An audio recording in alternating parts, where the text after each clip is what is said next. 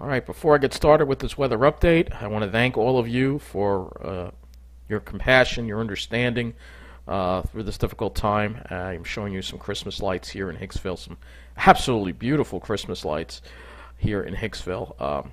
But I appreciate all the condolences. I appreciate everything.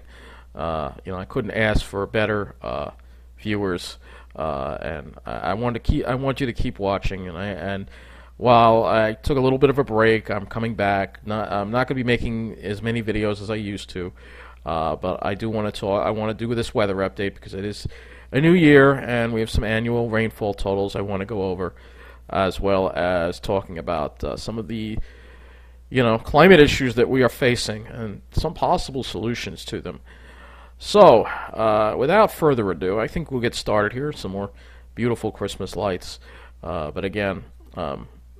It's been hard, but I appreciate all of your support. So let's get to the rainfall. That's the first thing I want to talk about. The rainfall from this first storm that we had. The last storm of 2018. So Islip had 1.32 inches, but West Hampton only got 0.33 inches. Farmingdale 1.23 inches. New York City Central Park 1.08 inches, and in Toms River only 0.58 inches. Now let's get to the annual rainfall total. So New York City Central Park received 65.55 inches of rain. The normal is supposed to be 49.94, so over 15 inches above normal. And we've had 158 days with rain in Central Park. The normal is supposed to be 122 days. At Islip, Islip received 64.17 inches of rain. This came close to the record of 65.53, but did not break it. The normal is supposed to be 46.24 inches of rain. 149 days with rain. The normal Islip is supposed to be 118.9 days with rain. And some limited information from Atlantic City. They got 68.57 inches of rain. The normal is supposed to be almost half that, 41.75. So it has been an extremely wet year, and though the Weather Service has not put out a public information statement with all the rainfall totals, I had to actually look and compile that myself. But anyway, yes, it's been a very wet year, very unusual, not normal at all. This is all due to climate change, and it's just very unusual for sure. But again, I appreciate all your support, and I will try to go into this new year. I know Tom would want me to keep doing what I'm doing, so I'm going to keep talking about the weather, about the Pine Barrens, but just not quite as many videos. I need just time and less stress. So let's get to this weather started update with the current situation outside, and then we'll look in the forecast. Mostly cloudy day, a lot of clouds around. We had a little break of sun in the late afternoon, but more or less we've either been dealing with low clouds or high clouds, and just been kind of, more of the same. You can see the stalled front here off to the south. So will it clear out? Not anytime soon. So let's look at the GFS here and see what it's going to do with the clouds, and then we'll look at the temperatures and see where that's gonna go. But first, let's look at the clouds, because this has been one hell of a stretch with cloudy weather. It's very unusual. But this is, due to climate change and El Nino, which El Ninos are going to become more common due to climate change. So you can see the stall front there, and pretty much we are stuck in the clouds. Pretty much, you can see we're not going to get much sun other than filtered sunshine tomorrow with this, according to this model. You have to go way north into like northern New England to get any sunshine, unfortunately. You can see that stall front, and that doesn't go anywhere. Thursday, it's there, and we go into Friday. It tries to clear it out, but it's so close. I don't think it's going to make it. We will probably have to wait until Sunday. That's a storm there, you'll see, and maybe Sunday. But look what happens Sunday afternoon. The clouds rolling again. So I don't know when the next sunny day is going to go. I'm not going to go any further than that on this model, but you can see it's kind of just a crappy weather pattern. Let's go look at the temperatures and see what the temperatures will be doing across our area as we head into the week. So heading into Wednesday, you will see the temperatures will be close to normal tomorrow. Normal highs in the upper 30s. Close to normal. Will be a little chilly, especially if the sun is not out. But then that cool air starts, I think, retreating by Thursday, and you can see the warm air trying to stream in a little bit here. We're up into the mid-40s, and then as we get into Friday, we're still in the mid-40s. That's still about 5 degrees above normal. And then as we get to the weekend, you can see here's the storm. You can actually see the reflection of it here pretty well. The next storm, you can see the surge of warm air, but it looks like it will keep some cool air over us. And then behind that storm, yeah, it's not that cold afterwards. And the question is, when are we going to see cold air again? Not until further notice, unfortunately. Maybe as we start heading into next week, you could start to see some colder air. We'll talk about the larger pattern here. Yes, it looks like some colder air is going to try to move through around that time frame, around the 10th of January there. That looks like could be, the GFS has been indicating this on and off. Whether we actually get it or not is something else, but it does look like there's going to be some kind of change going on toward the latter part of the month. We just have to get through the first couple of weeks, and hopefully there will be a change. All right, so let's go ahead and look at our next chance for precipitation here and see how that's going to work out. So got to back this up, obviously. So you can see here that we stay fairly dry, but then look what happens. Here comes the next storm. Looks like a little light rain.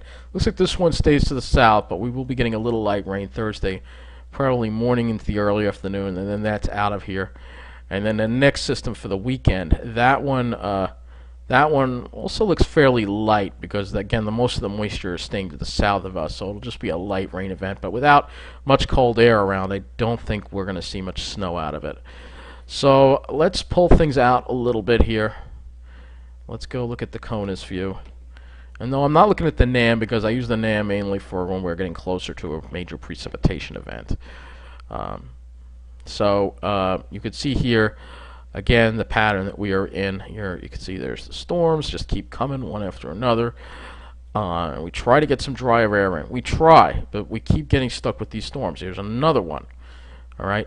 But then when this storm passes, you notice there's a much larger high-pressure system here, and that might force some cooler, drier air into the area, and I'm hoping that'll bring us some nice winter weather, the kind of winter weather we're supposed to have.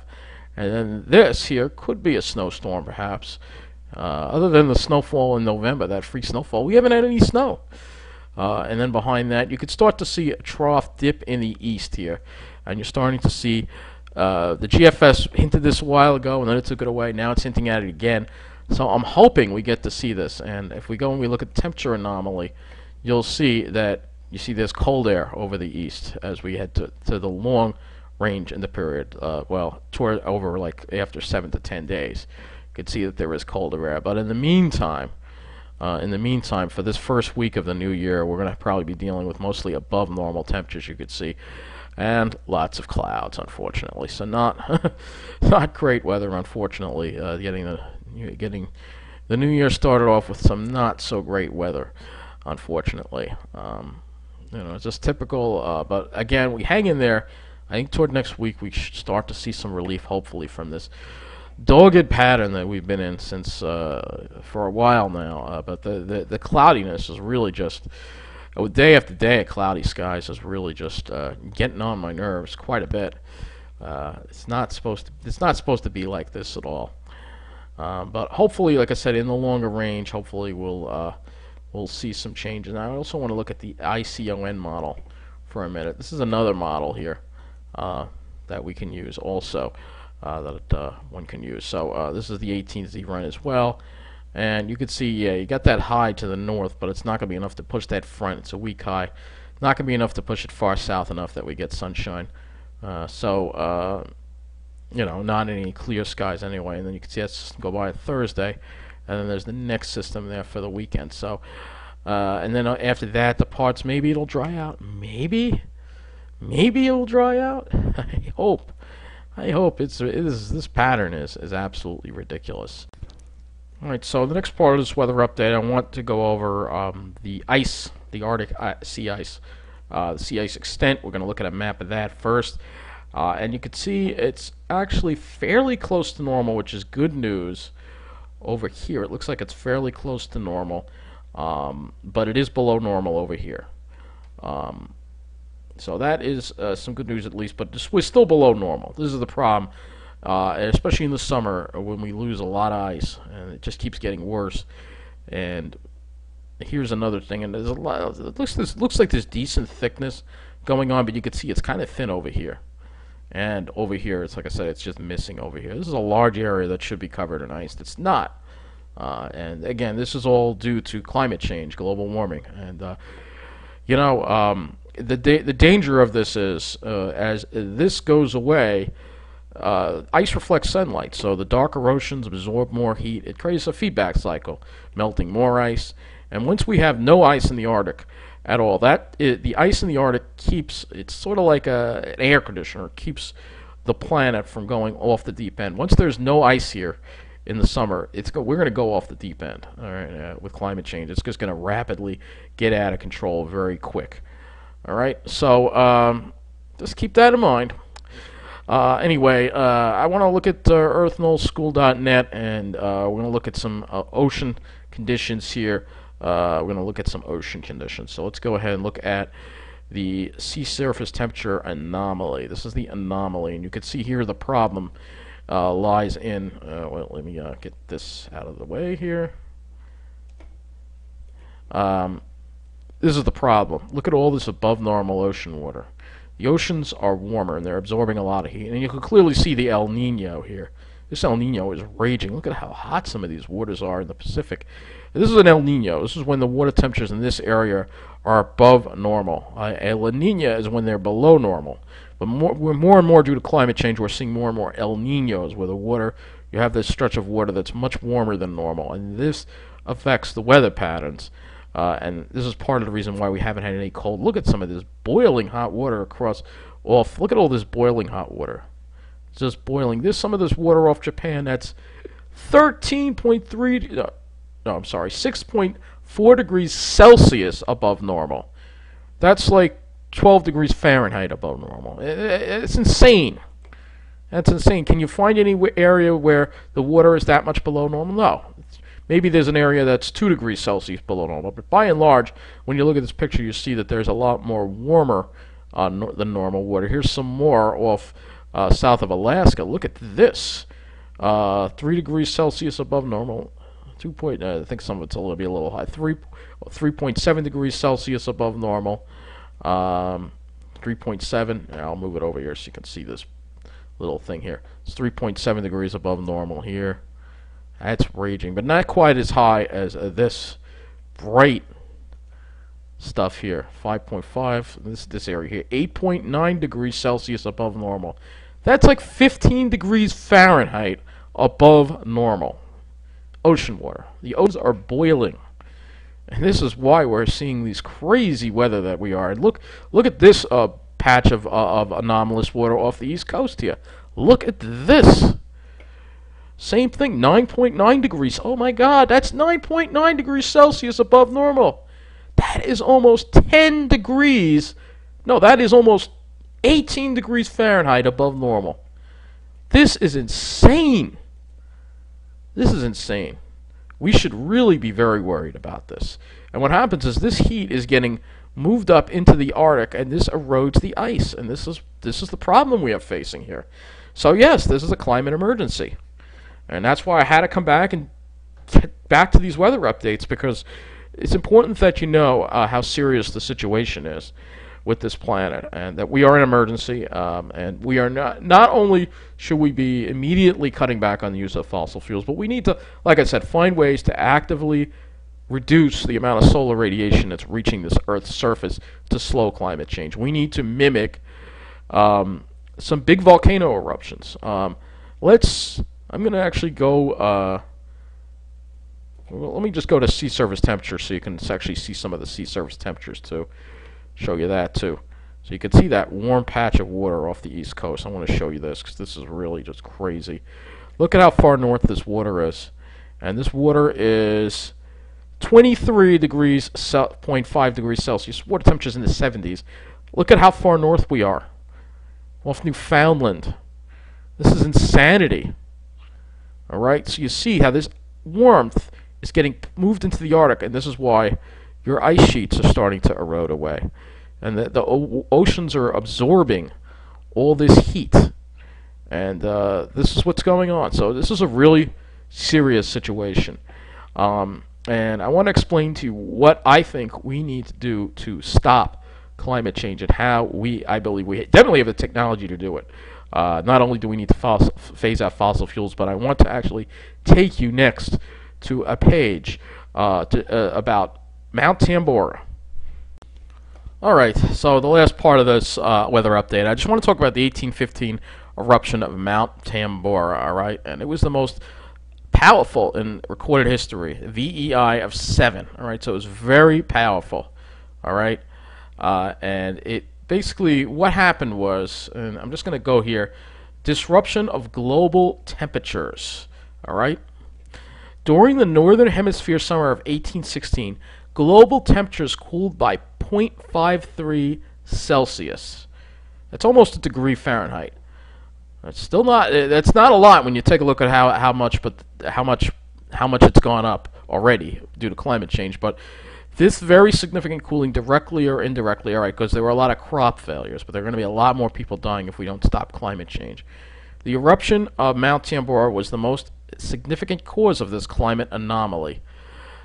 Because the column of ash reached 45 kilometers tall, all right, and this is why there were other gases being emitted here, all right, sulfur dioxide in particular, all right. It reflects, all right. So here we go. The 1815 eruption released SO2, that's sulfur dioxide, into the stratosphere, causing a global climate anomaly. All right? So this is what we had, all right? So it did dim the sunlight. But this is the principle that we need to look into. We need to figure out how we can reduce the solar radiation that's reaching the Earth's surface, on top of finding ways to remove carbon dioxide from the atmosphere. I mean, this is just an idea of what a volcanic eruption can do. And the fact is, this could happen again. And at Krakatoa, which is the child of Krakatoa, had a major eruption not that long ago. But the column didn't reach that high. But it could have a major eruption because Krakatoa and Tambora, this is all in Indonesia. This area has a lot of very big volcanoes. And this could help us out. This could help us out. We saw a smaller effect when Mount Pinatubo erupted, and that caused a eruption. Actually, we can look that up too here. So let me do that. Mount Pinatubo. See if we can find it. Mount Pinatubo. All right. So here's the eruption of Mount Pinatubo here. This also caused an effect on the climate. All right. Not quite as big as. And this is something. This is the kind of, I think, eruption that we need to model here to combat climate change, all right? This is the kind, because it didn't really cause is so much disruption like Tambora did, which caused crop failures. We can't have that, obviously. But the powerful eruption of such enormous volume of lava and ash injected significant quantities of aerosols and dust into the stratosphere, along with sulfur dioxide, which oxidized in the atmosphere, produce a haze of sulfuric acid droplets, which gradually spread throughout the stratosphere over the years following the eruption. The injection of aerosols into the stratosphere is thought to have been the largest since the eruption of Krakatoa in 1883, which with a total mass of SO2 of about 17 million. That's just too big of a number to read. But this very large stratosphere injection resulted in the reduction of the normal amount of sunlight reaching the Earth's surface by 10%. This led to a decrease in the northern hemisphere average temperature of around half a degree Celsius. So it had a similar effect, actually, and a global fall of. So this is what we need to model. This is what we need to do. We have the technology to mimic this kind of eruption to save us from climate change, and that's what we need to be doing. All right, because I think we're reaching the point where even if we stop the use of fossil fuels tomorrow, I don't think it's going to be enough. I think we need to do this to buy us some time, so we can find other ways to more low key ways to combat this. But here's a satellite image of the eruptions here from the ash from Mount Pinatubo. So this is what we need to not mimic. And maybe Mother Nature will help us out, and we'll have a big volcano eruption. Of course, it's going to hurt a lot of people. I don't wish that, but it would help us out with climate change, because right now we are reaching a runaway greenhouse effect, runaway global warming. We're on the cusp of it right now, and even though I'm going through what I'm going through, and I'm not going to be putting together as many weather updates as I used to, I had to make this weather update just to tell you about how important this is, and I'm still going to talk about a lot of these important things in the new year, because they have to be talked about. So again, I want to thank you for watching this weather update. It is a new year, and I want to wish all of you a happy new year. Again, I send my prayers to Tom and his family. Good man.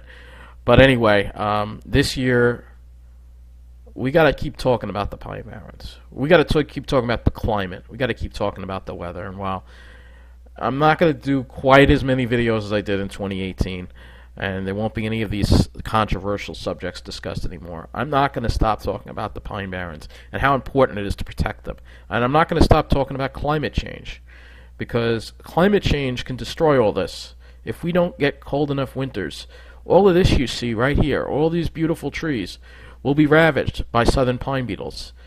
And this is what happened at Hubbard here. This following picture you're going to see is at Hubbard County Park, where it's just been ravaged by southern pine beetles.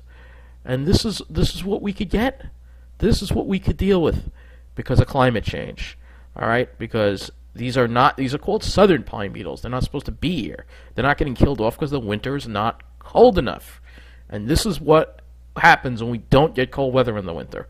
And that's why it's so important that we get cold weather. We've got to do something about climate change. And I'm going to keep, I don't care how many people try to intimidate me. This is one issue I am not going to stop talking about. I love the Long Island Pine Barrens. They mean everything to me. And it is my purpose and duty in life to protect these beautiful woods, whether it be from development, whether it be from climate change. I have to keep speaking up. It is my moral duty. And I hope other people can too. So I want to thank you for watching this weather update. I want to wish all of you a happy new year. And take care.